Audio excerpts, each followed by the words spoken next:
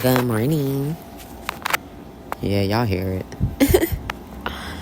Today is Wednesday, May 22nd. So we will be reading Proverbs 22, King James Version. A good name is rather to be chosen than great riches, and loving favor rather than silver and gold. The rich and poor meet together. The Lord is the maker of them all. A prudent man foreseeth the evil and hideth himself, but the simple pass on and are punished. By humility and the fear of the Lord are riches and honor and life.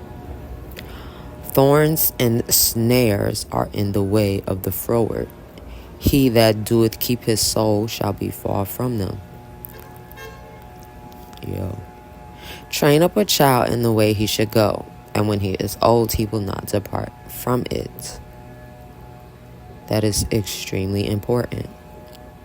The rich rule over the poor, and the borrower is servant to the lender. He that soweth iniquity shall reap vanity, and the rod of his anger shall fail. He that hath a bountiful eye shall be blessed, for he giveth of his bread to the poor.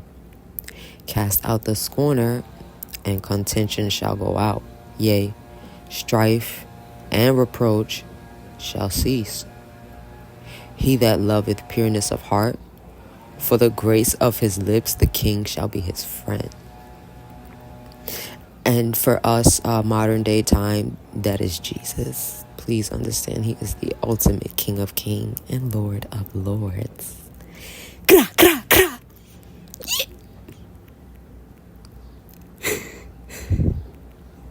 The eyes of the Lord preserve knowledge, and he overthroweth the words of the transgressor. The slothful man saith, there is a lion without, I shall be slain in the streets. The mouth of a strange woman is a deep pit. He that is abhorred of the Lord shall fall therein. Foolishness is bound in the heart of a child, but the rod of correction shall drive it far from him. Because if you remember in verse 6, it said to train up a child in the way he should go, and when he is old, he will not depart from it. 15 is explaining to you why that is super important. Because foolishness is bound in the heart of a child. Huh? Yeah. But the rod of correction shall drive it far from them. But please, y'all, know the difference between correction, like disciplining your children, and abuse. Because it seriously, needs to be... He that oppresseth the poor to increase his riches, and he that giveth to the rich shall surely come to want. Bow down thine ear and hear the words of the wise, and apply thine heart unto my knowledge. For it is a pleasant thing if thou keep them with thee. They shall withal be fitted in thy lips, that thy trust may be in the Lord. I have made known to thee this day, even to thee. Have not I written to thee excellent things and counsels and knowledge, that I might make thee known the certainty of the words of truth, that thou mightest answer the words of truth to them that sent me unto thee? Rob not the poor, because he is poor, neither oppress the afflicted in the gate. For the Lord will plead their cause, and spoil the soul of those that spoiled them. So basically what that is saying is, the same energy you give to the poor, God will return that energy to you, because remember, he is the maker of the rich and the poor. They told us that in verse 2. So that's why it's important for us to have no respect of a person. Whether they are rich or poor, we should respect everybody and treat them how we want to be treated, regardless to what their position is as far as in what they choose to do for work, or if they're unable to work. You got to understand something. Everything is strategic. Nothing is just by coincidence. Everybody got a backstory, right? So unless you are willing to take the time out to sit down with that person and figure out their backstory and actually talk to them, no. Just keep your mouth off of them, please, because you don't even know who they are. And a lot of these people that are on drugs that you see in these streets, a lot of them are God's people. That's the reason why they're on the drugs, because strategic events took place in their life which got them to that point, to try to detour them and keep them away from God as much as possible and as long as possible.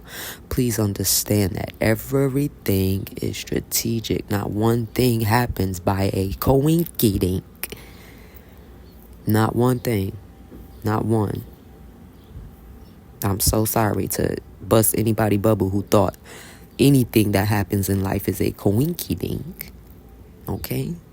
I promise y'all, for a millisecond, for a while actually, no, people had me feeling like I was bugging, but I thank God that things have been lining up the way they have. Because with that testimony from the guy James, who used to be the African warlock, when he broke it down, how strategic the enemy is with distracting us from God,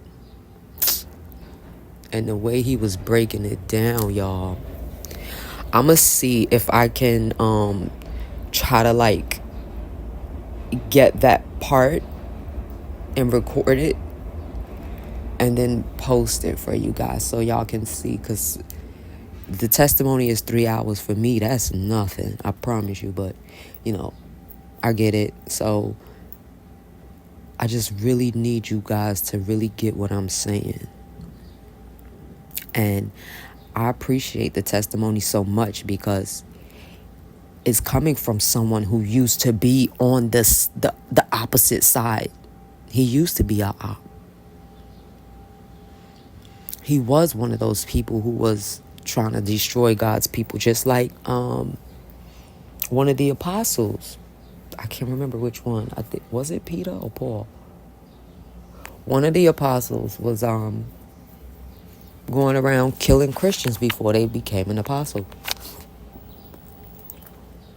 And the thing with God is, guys, don't ever think you're too far gone for him to use you.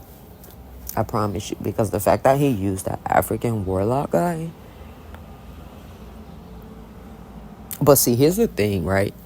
It'd be originally a calling on certain people's lives, right? And when that is the case,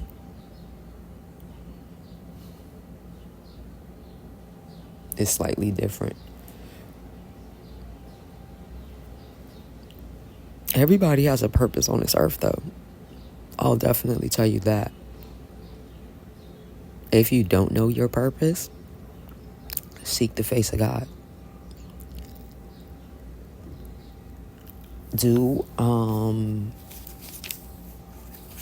read Psalms 139, these 2 verses, 23 and 24. I'm just going to read the King James for you guys really quickly.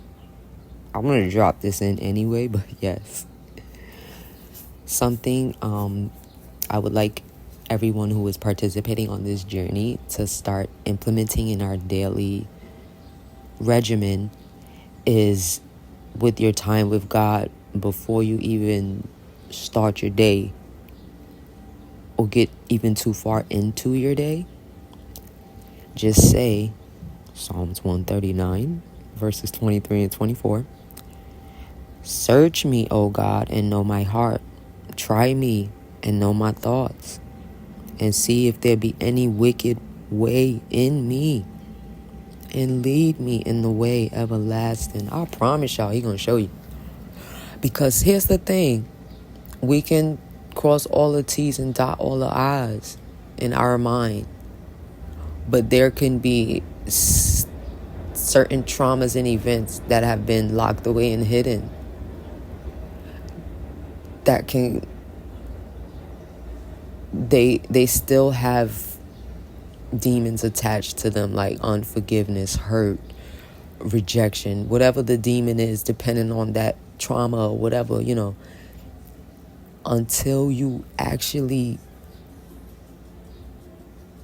do the hard work and take the time to have God and Jesus flash that flashlight in there and shed light on that situation. It can be the one thing that can cause you to go to hell.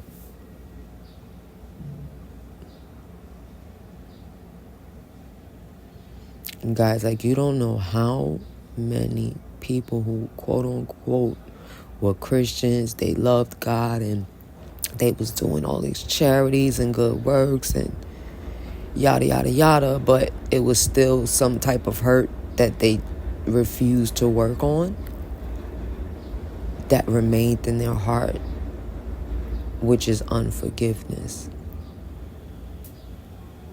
And that led them straight to hell in spite of crossing all their T's and dotting all their I's.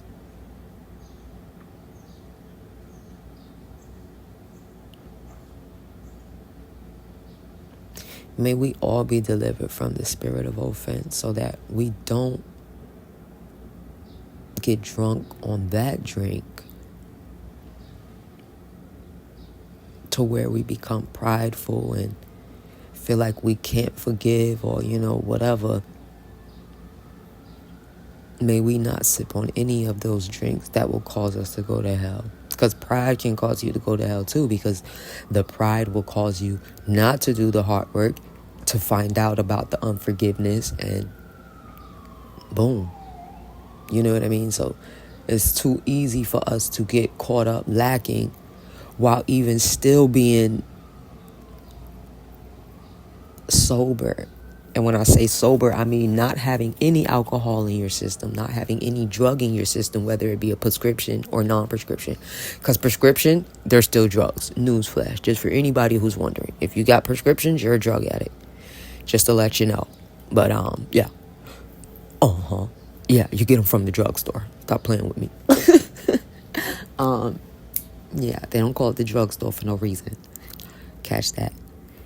But you can be sober from alcohol or drugs, but yet you can be drunk in the spirit of bitterness, drunk in the spirit of envy, drunk in the spirit of unforgiveness, drunk in the spirit of resentment. And these are the type of drunks that we need to be sober of.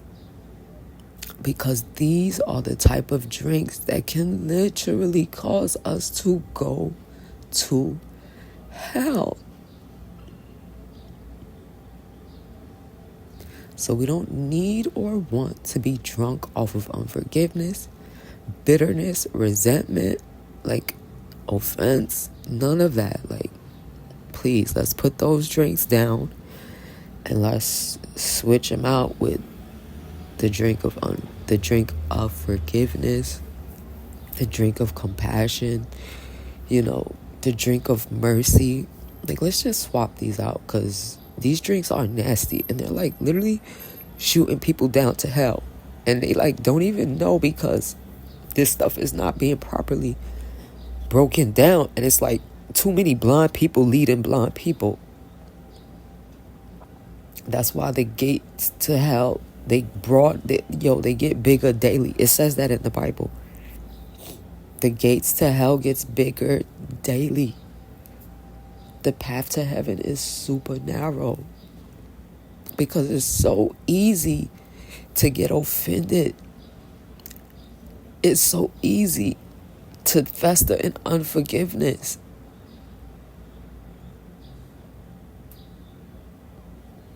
It's so easy to fester in pride.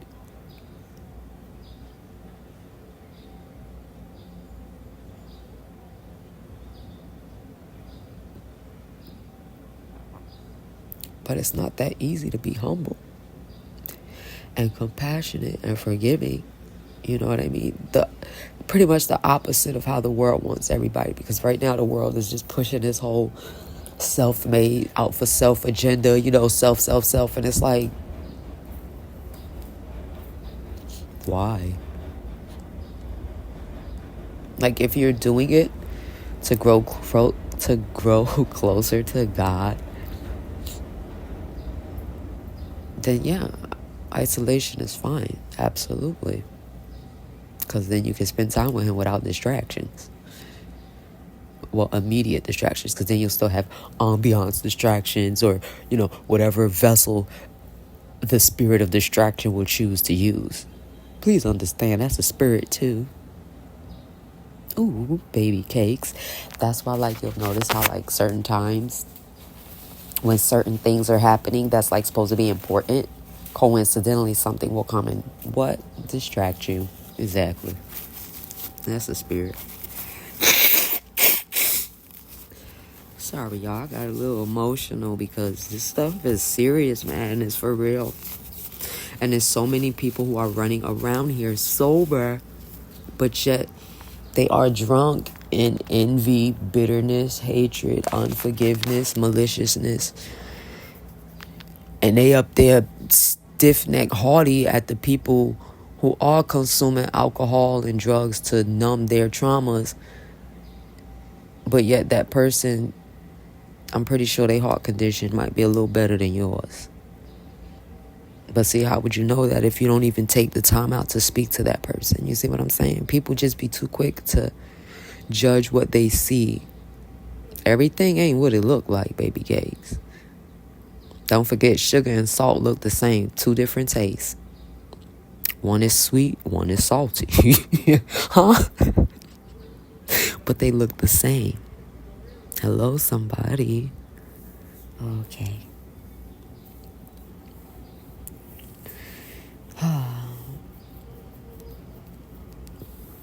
Bow down thine ear and hear the words of the wise, and apply thine heart unto my knowledge. For it is a pleasant thing if thou keep them with thee. They shall willow be fitted in thy lips. That thy trust may be in the Lord. I have made known to thee this day, even to thee. Have not I written to thee excellent things in counsel and knowledge, that I might make thee known the certainty of the words of truth, that thou mightest answer the words of truth to them that sent unto thee? I read that already, but guys, just come on. Rob not the poor because he is poor, neither oppress the afflicted in the gate. For the Lord will plead their cause and spoil the soul of those that spoiled them. That's where we stopped at. Make no friendship with an angry man, and with a furious man thou shalt not go, lest thou learn his ways and get a snare to thy soul. Right, because with an angry person, that's a dangerous person. That's a spirit too, though. So when a person is drunk off the spirit of anger,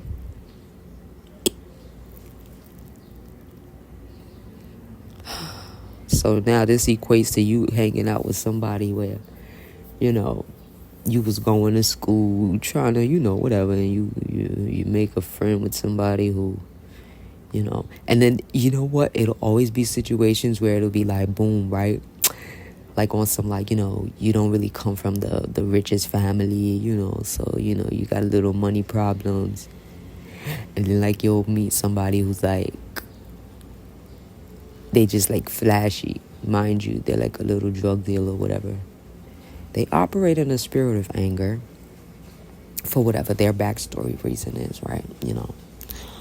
And then you end up linking with that person, but this not a regular drug dealer. This is a drug dealer who like to, start robbing people, start killing, and all that kind of stuff. And You know, now you up there with him killing people.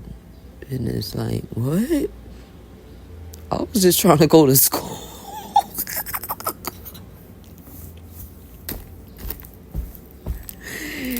Now you in jail facing a lot of time. Or something worse. Like, like just, oh my goodness, man. I am going to do a separate video to do a dissection, giving examples about this. And I'll also pull up some Bible scenarios to seal the stamp for that. Let me write that down in my little bookie. Let me see. What's that, 24? P-verb 24. Dissect. Okay. Got it.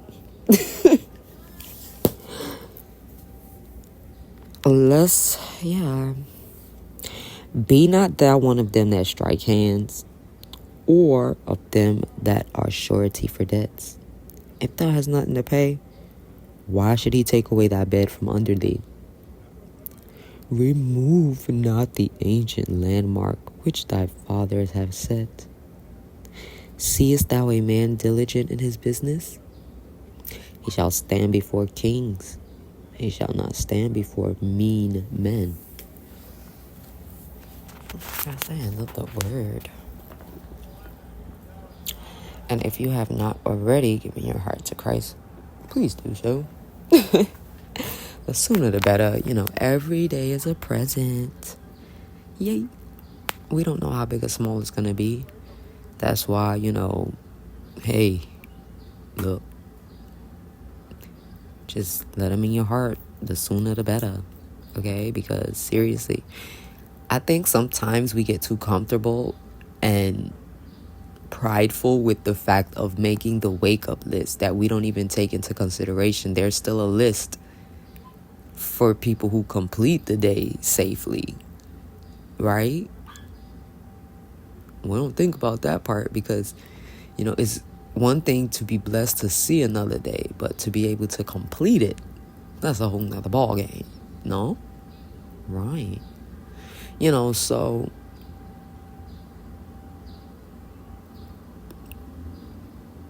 little things. Just being thankful for little things. Sometimes life can life. The storms can storm. That's aka lifing, the storming. And it'll cause us to, get distracted a little bit. But in the midst of the distraction, still find things to be thankful for. You know what I'm saying? Because, hey, the devil strategically does things to depress us, upset us, discourage us, things of that nature. We got to start turning that around, right? Because if not, we can easily become drunk in the spirits that can lead us to hell, like anger, unforgiveness, bitterness, things of that nature. There is a parable in Matthew 17. I'm going to put the thing for it in the description box. I mentioned it, I believe, yesterday in the Proverbs. Oh, I'm supposed to be going to Matthew. Matthew. I am just a groupie for these new...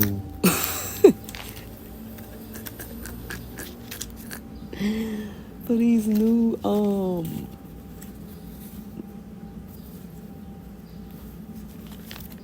little thingies. Matthew 17. Yeah, the parable about the no,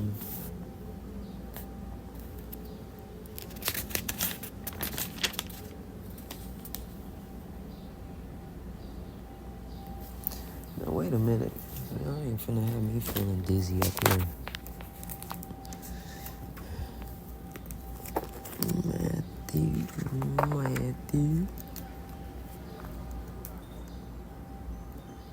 17. Oh, I'm sorry, y'all. It's 18. I'm like, wait a minute now. Okay. Right. In reference to forgiving others. Okay, so basically, let me just, because I'm going to put it in the description box. Let me also write that down so I can put it in the description box for you guys. Just give me a second, please. Matthew 18, 21 to 35. Okay, so this is the parable of the unmerciful servant, right? Because Jesus loves to talk in parables. That's my daddy. Bah, bah, bah. But when you're his child, you get it. Okay, so basically the story is about these two guys, right? This one guy, he owed 10,000 bags of gold, right? So the guy who he owed it to, the king who he owed it to, was like, because the guy said he didn't have the money to pay, the guy forgave him his debt and said, okay, you're free to go. So once he was released from his debt, he seen some other guy who owed him 100 pieces of silver, and he roughed the guy up for his money. And the guy is like, yo, I don't have it right now. Just be patient with me. But the guy didn't have the same energy that was just given to him. Instead of him forgiving the guy for the debt of the 100 silver thingies, he threw the guy in jail until the debt could be paid. And coincidentally, some witnesses saw that. So they went back and told the king. And the king said to him, you wicked servant. This is verses 32 to 35. You wicked servant, he said, I canceled all that debt of yours because you begged me to. Shouldn't you have had mercy on your fellow servant just as I had on you? In anger, his master handed him over to the jailer to be tortured until he should pay back all he owed. I want y'all to listen to verse 35 extremely carefully. This is how my heavenly Father will treat each of you unless you forgive your brother or sister from your heart. So can you imagine? You up here on this earth thinking you're just crossing all your T's and dotting all your I's, but yet you didn't forgive so-and-so for the offense that they did to you back in 1980, whatever. And then now, you up here in hell, sizzling like a skillet at TJ Friday.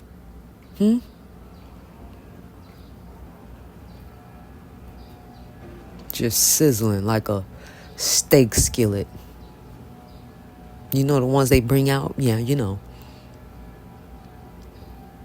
But it's no cool down point. All because you was too prideful to ask God to search your heart and see if there was any offense to him in there. We be so quick to be worried about people offended us, but we don't be quick to think about, are we even offending God with what we doing and how we acting?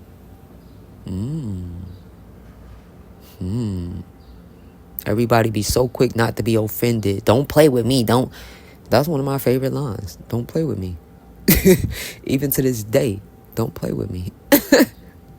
But as he's showing me, that's kind of like a little bit of pride. Because who are you? And I was like, daddy. Hey.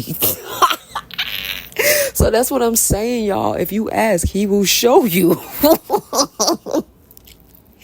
He will show you. I promise. Just ask him.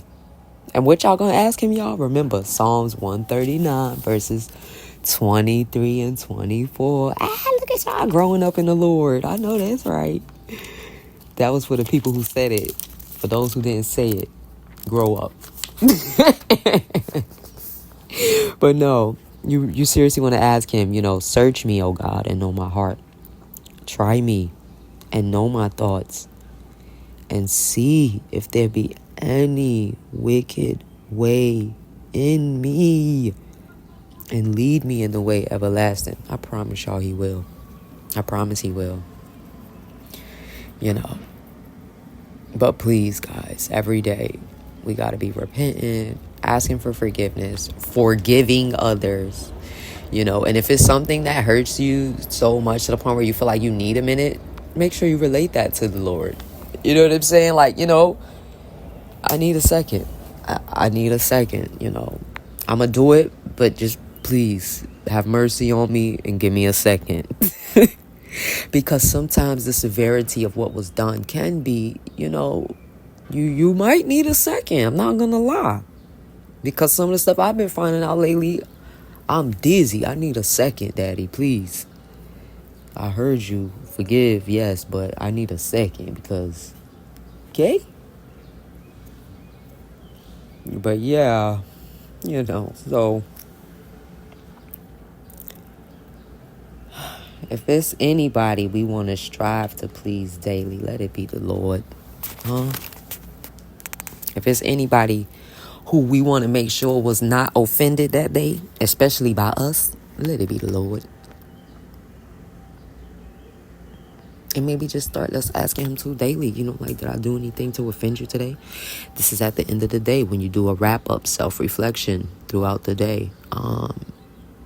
Those I'm heavy on lately. I may start a recording session in reference for things like that, where we just do like some day cap, wind down, go over, drop some gems, leave in your spirit before you go to bed, stuff to think about. Something that is good too is to go to sleep with the word of the Lord playing.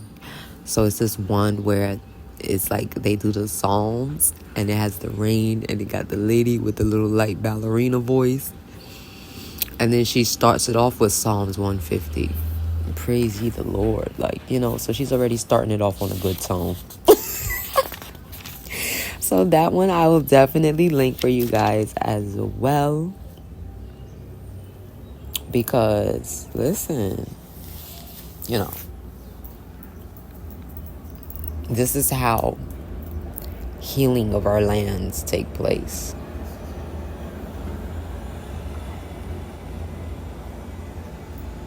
God can't heal us if we're not willing to admit that there's a wound that needs to be healed. And if it's not taken care of, it can become infectious and grow. Okay? And with everything that happens in your life, please, guys, think it not strange